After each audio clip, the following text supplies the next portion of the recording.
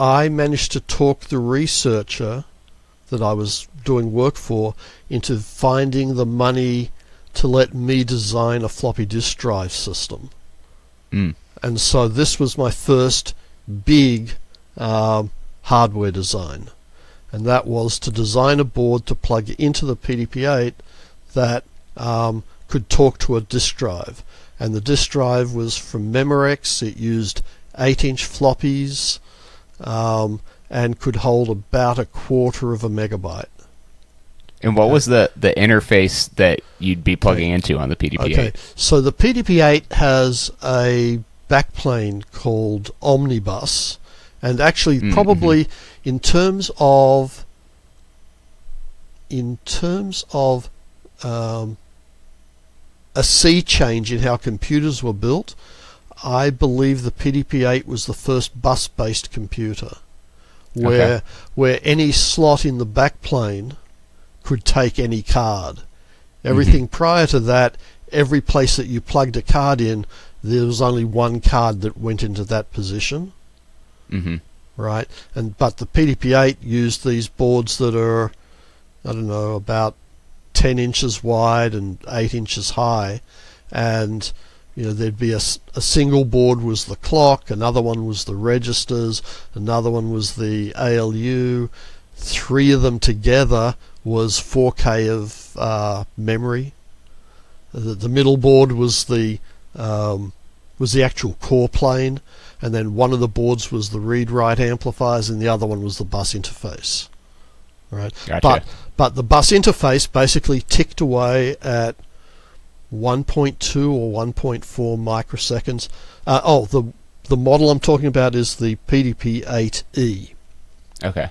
Right, and it ticks away at about 1.2 or 1.4 microseconds per instruction. Typical instructions took 3 clock cycles, so around 4 or 5 microseconds per instruction, so 200 operations per second, 200k operations a second. And so, it's 12 bits of address, 12 bits of data, and a bunch of timing signals that tell you whether you're doing reads or writes, etc. And so not only did I have to design the board, I had to write the device driver, and then I had to get the operating system onto the floppy for the very first time, and the operating system was distributed as about 20 paper tapes. So the actual now instead of using the Fortran compiler, I'm now using the assembler, right? And the assembler had a similar multiple passes to do an assembly and a linking process to end up with basically the binary version of my device driver, right? And so the operating system was called OS8, and there are characteristics of OS8 that you will still see today in the DOS boxes on a Windows 11 PC. Right? The syntax on that command line, it all goes back to OS8. So everything in, OS8, when you get to the PDP-11s, it was something called RT11. When you get into PCs, it was called DOS, MS-DOS, right? That they all use the same basic command line syntax, and that still exists today in the DOS box or the command box that you see on your latest Windows computers. Right? I mean, there's differences, but it's basically looks very, very similar.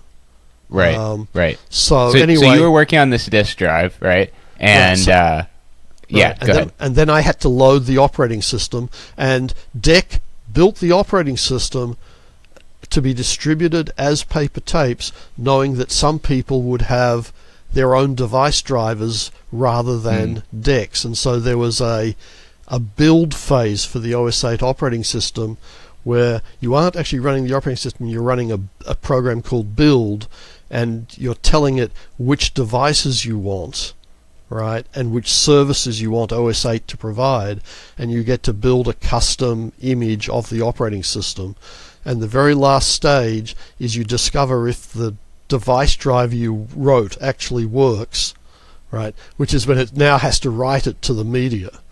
And if that fails, of course, it's back to the assembler, right? To figure out what went wrong. So, but all these machines all had front panels with toggle switches and LEDs, right? And you might want to insert an image. There's lots of PDP-8 images available on the web that you could insert a pop-up of, right? So, basically, you can single step through a program, examine any memory location, change the value of any memory location, all from the front panel. So, you can certainly just load the device driver, right, and then create a little 5-line program that calls it and tells it to transfer 128 bytes from this place in memory to that place on disk, right? So anyway, this is me, aged 14, writing operating system device drivers and then building operating systems. Right. And so this was now my path up sort of through the really getting into the lower levels, not just of writing assembler code, but of understanding operating system principles. Right. And again, this was that there weren't any other kids around that were doing the same stuff as what I was doing. Right. I can imagine it was fairly unique. Yeah.